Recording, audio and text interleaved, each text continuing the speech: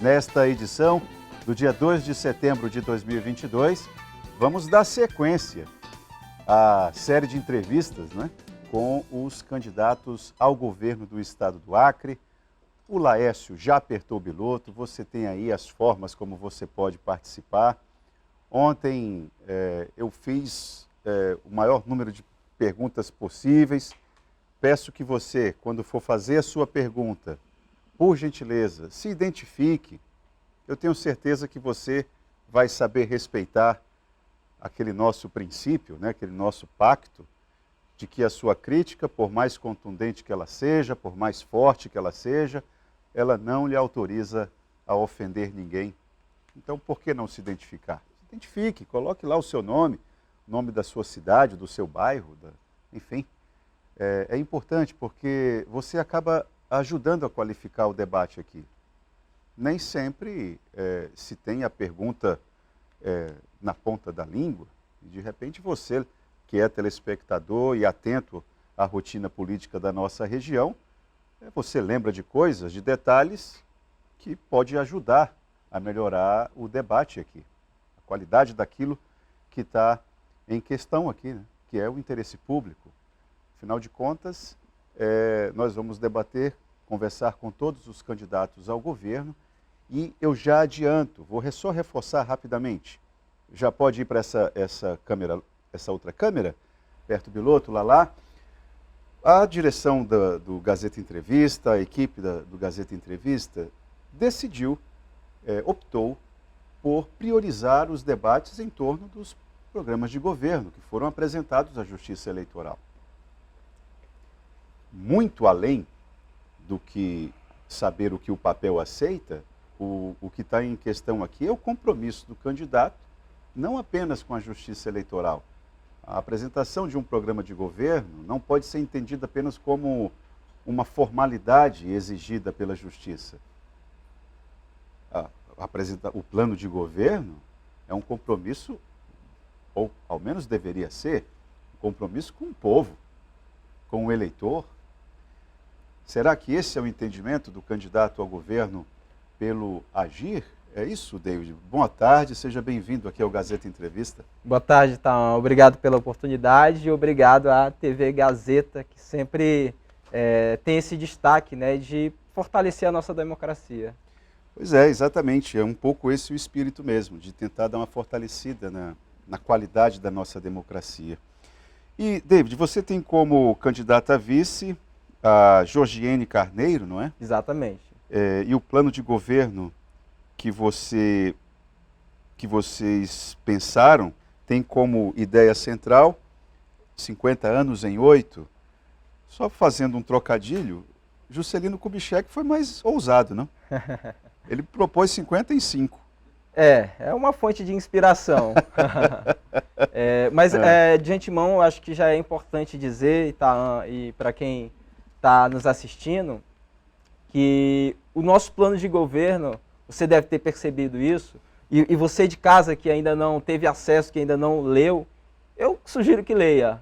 Você pode consultar por meio da plataforma da internet, do site do TSE, o Divulga Cand, ou ir nas minhas redes sociais e solicitar que eu envio em PDF.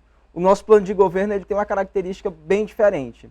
A gente fez não para um seleto grupo de intelectuais, a gente fez para que ele fosse lido por um cidadão comum, para você que está nos assistindo, que tenha acesso às ideias de maneira clara, objetiva, direta, sem enrolação, sem encheção de linguiça, agora com propostas ousadas, audaciosas. Muito. Vamos discutir algumas aqui. Deixa eu só, aperta o piloto lá, deixa eu só colocar aqui, explicar de que forma que está dividido o plano de governo apresentado por David Hall e a equipe dele.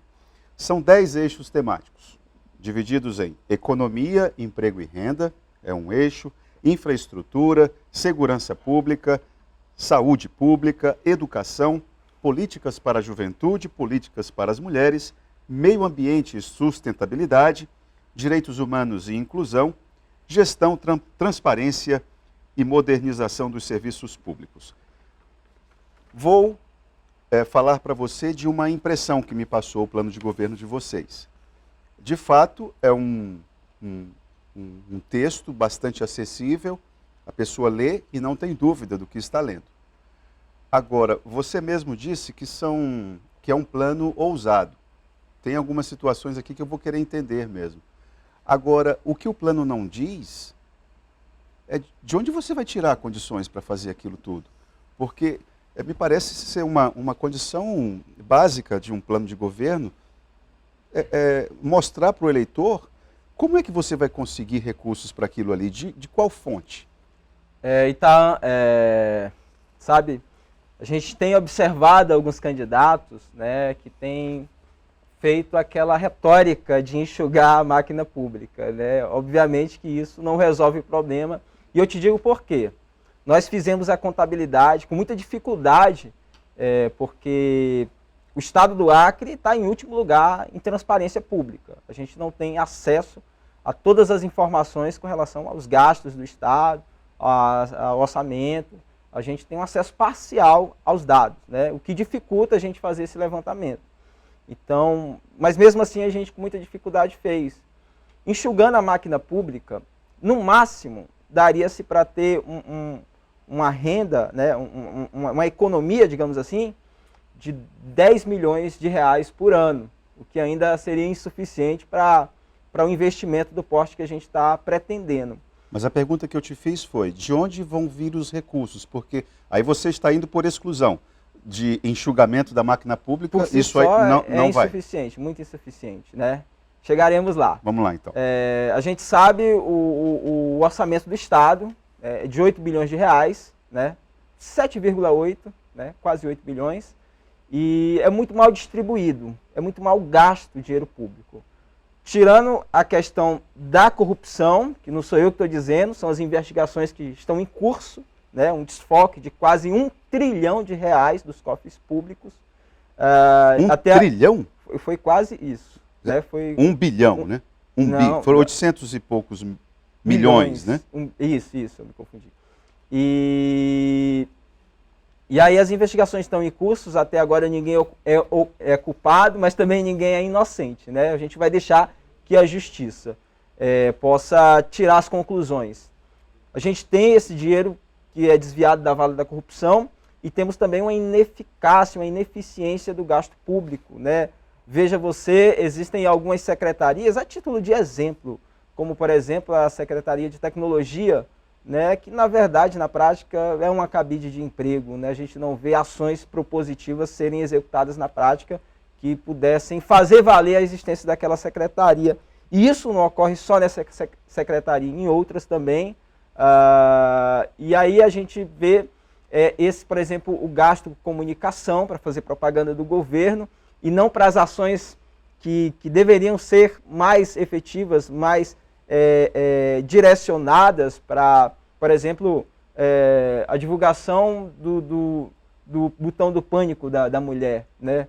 Eu acho que as ações governamentais no setor da comunicação são para informar a população e não para fazer propaganda do governo. Bom, agora, fora o orçamento, nós temos crédito, né, dos bancos, nós temos também o repasse dos ministérios, do governo federal, nós temos emendas parlamentares. O que ocorre, o grande problema, é que nós não temos um projeto.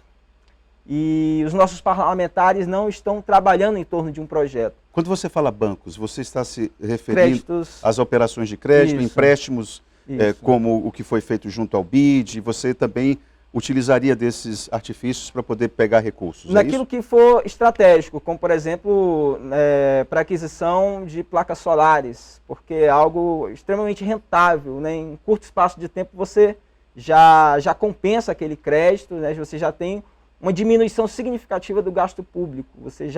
E isso a gente em casa, no particular, faz isso. Imagine a nível governamental, onde as políticas de crédito são muito mais interessantes, porque a taxa é bem menor, e uma das nossas políticas em relação ao meio ambiente é instalar placas solares nos órgãos da administração pública. Bom, eu estou insistindo nesse raciocínio, nessa ideia de onde que você vai buscar recursos, para que você tenha a oportunidade de explicar para o teu eleitor, ou para o eleitor, para o telespectador, Afinal de contas, como é que você vai, por exemplo, olha só, vamos lá entrar aqui já em alguns pontos do plano.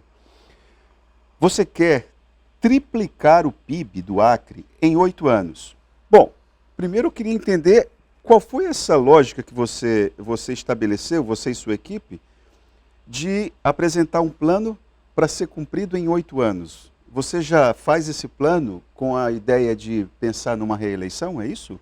Não, é porque, na verdade, não trata-se de um plano de governo, é um plano de Estado. Eu estou pensando não como um governante a curto prazo, mas como um estadista, onde as políticas públicas elas não podem ser descontinuadas, onde a gente tenha políticas públicas que sejam concretizadas, mas que sejam mantidas, né? Eu advogo muito e falo muito sobre isso, da necessidade da gente manter políticas públicas que estão sendo eficazes, porque a cada governo que entra, se destrói tudo aquilo que foi feito pelo governo anterior. E só para te dar um exemplo, olha, quando a Frente Popular assumiu o governo, isso com o Jorge Viana lá atrás, né, nós tínhamos um PIB de 1,5 bilhões de reais. Isso para um Estado é quase uma vergonha, não é? Passados 20 anos, em 2018, quando o Tião Viana encerra o seu governo, o PIB do Acre havia crescido 10 vezes. Ele deixou o governo com 15 bilhões de reais. Assumiu o governador eleito em 2018, eu estive na disputa, né? E agora o Gladson Camelim encerra o seu mandato, deixando o nosso Acre, né, com um PIB de 13 bilhões de reais. O estado do Acre empobreceu. Exatamente. É isso, que foi em um síntese fracasso, foi isso. Não só na área econômica. Isso são dados de 2021, porque a previsão para que em 2022 seja uma retração de 1%, ou seja, ainda menor. Então, você quer passar o estado do Acre, a partir de 2023, de 13 para 36 bilhões. A gente tem um planejamento estratégico para isso, que é o nosso... Em 8 anos, né? Em 8 anos. Perdão. Uma série de programas que funcionarão concomitantemente. Veja, a base de tudo, né, para que você tenha dinheiro, isso na sua economia particular, e isso serve para o governo também. Você precisa, obviamente, produzir alguma coisa ou vender um serviço, né? É assim em todo canto. De modo que existem dados, né, existem estudos da Federação da Agricultura e da Embrapa, que você já deve ter conhecimento, que dizem o seguinte: olha, o Acre, com a sua produção na agricultura, tem uma renda anual de 700 milhões de reais, né? Quando, na verdade, existe uma possibilidade, um potencial de chegarmos ao crescimento de 5,4 bilhões. Sai de 700 milhões para 5,4. Dá um salto para 5,4. Isso é um estudo da Embrapa junto com a Federação da Agricultura. A FAIAC. E eles dizem como fazer isso, né? Por meio do sistema integrado, consorciado, lavoura pecuária. Né? E que já é aplicado por parte do grandes, segmento, mas entre grandes. Os que estão mais capitalizados. E a sua ideia é o quê? Chegar para o pequeno e para o médio agricultor, que de fato é quem realmente precisa do apoio, do suporte do Estado, né? A gente vai levar as informações, que é a capacitação técnica, né? E a gente vai utilizar a comunicação estrategicamente para isso, onde não for possível levar, né, de fato, pessoas físicas, porque a gente sabe o tamanho do Estado e o tamanho da equipe, né? Dado a inviabilidade de determinados locais não conseguirmos chegarmos com o pessoal técnico, essa capacitação será feita por meio dos meios de comunicação. Você tem alguma linha de diálogo, alguma capilaridade com o setor agropecuário? Me parece que é um segmento da nossa economia importante demais para você não estar muito afinado com eles. Você tem, na condição de líder político, de um candidato, uma articulação efetiva? Porque, olha, boa parte dos produtores de carne do Acre tem propriedades que não tem nem 100 cabeças de gado na sua colônia, na sua fazenda, são pequenos produtores. Como é que você pretende fazer com que o Estado chegue nesse pequeno produtor sem ter um apoio de uma política que também conte com os grandes? Você tem linha de diálogo com eles? Não, Itaã, certamente a gente tem um diálogo, né? O nosso candidato ao Senado, Dilma Sanders, também tem um diálogo muito estreito com esse setor produtivo. E nessa pandemia, né? Por exemplo, o agronegócio foi quem realmente segurou as pontas enfim, é um setor que a gente precisa valorizar, não podemos desprezar, sabe? Eu vejo às vezes esses discursos querendo renegar toda a história, querendo renegar o passado, quando na verdade o que a gente precisa é nos atualizarmos, é nos modernizarmos. Até porque o teu programa de governo coloca, vocês querem multiplicar por 10 a produção de proteína animal por aqui. Nós não temos nem estrutura para isso ainda, né? A gente vai criar as condições para que isso seja possível. A gente precisa, eu acho que pensar grande e pensar pequeno dá o mesmo trabalho, tá? Tá na hora de a gente começar a pensar grande, pensar de maneira ousada e nos planejarmos, nos organizarmos para tornar isso realidade. Veja aí, tá? Eu vejo assim um discurso muito recorrente do setor neoliberal que diz o seguinte: nunca tem dinheiro para nada, nunca tem dinheiro, né? Tudo é inviável, tudo é impossível, quando na verdade não é. Quando na verdade não é, porque depende de articulação política, depende da boa vontade, depende de planejamento estratégico, né? Eu sou especialista em gestão pública e a gente sabe do que está falando, a gente sabe o que é viável, o que não é. Eu acho que a gente tem que aprender com as experiências que estão dando certo. Está dando certo em Rondônia, está dando certo em Mato Grosso. A gente sabe que existem peculiaridades distintas, né, das nossas localidades, mas assim, o que a gente está falando é o seguinte: a gente mora no Acre, na Amazônia. A gente já tem um histórico de determinadas culturas, de produções de produtos da floresta. O que a gente quer fazer é intensificar, é potencializar. Como é que a gente faz isso? A gente já tem condições favoráveis, né? Terra fértil, clima, né? E para a gente aumentar a nossa produção, a gente precisa inserir tecnologia nisso, sistema de confinamento, melhoramento genético, né? E o Estado precisa ser o grande provedor disso. E, sobretudo, criar, obviamente, as condições da trafegabilidade para o escoamento dos alimentos e também ser um articulador para que esses pequenos e médios agricultores, que são os que precisam do Estado, possam ter acesso ao crédito, né? Possam fazer financiamentos para a aquisição de maquinário para o aumento da sua produção. Agora, Raul, eu queria que você, eu acho que eu não considerei a tua resposta didática o suficiente, clara o suficiente para o telespectador. Então, eu vou fazer uma pergunta de uma maneira mais clara. Você quer triplicar o PIB do Acre em 8 anos? É uma política de Estado, você argumenta. Né? Tudo bem. Agora, eu queria entender, então, vamos lá. Quais segmentos da nossa economia você considera estratégico para que você consiga criar um ambiente que você respeite essa meta que você está apresentando? Olha, Itaã, é uma cadeia, né?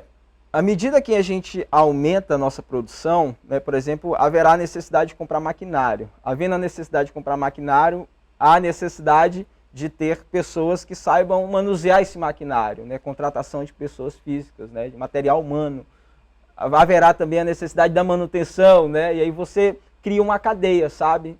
E nessa cadeia, é uma cadeia virtuosa de crescimento econômico, vai aumentar a arrecadação, e aumentando a arrecadação a gente pode fazer mais investimentos. É algo que a gente está dizendo assim, é a longo prazo, não é imediato, mas que precisa começar, e precisa começar agora. Se a gente ficar sempre, por exemplo, 2018 se falava em agronegócio, e não adianta ser só uma narrativa, um discurso, uma retórica barata, né? Mas é colocar em prática. Que inclusive não se concretizou. Não, tem que ver onde é que está dando certo, onde é que está acertando para a gente poder pegar essas experiências e fazer com que o Acre saia desse... Eu dizia que a gente estava, que o Acre estava à deriva, sem direção, sem projeto, mas eu acredito que a gente está, na verdade, retrocedendo, andando para trás.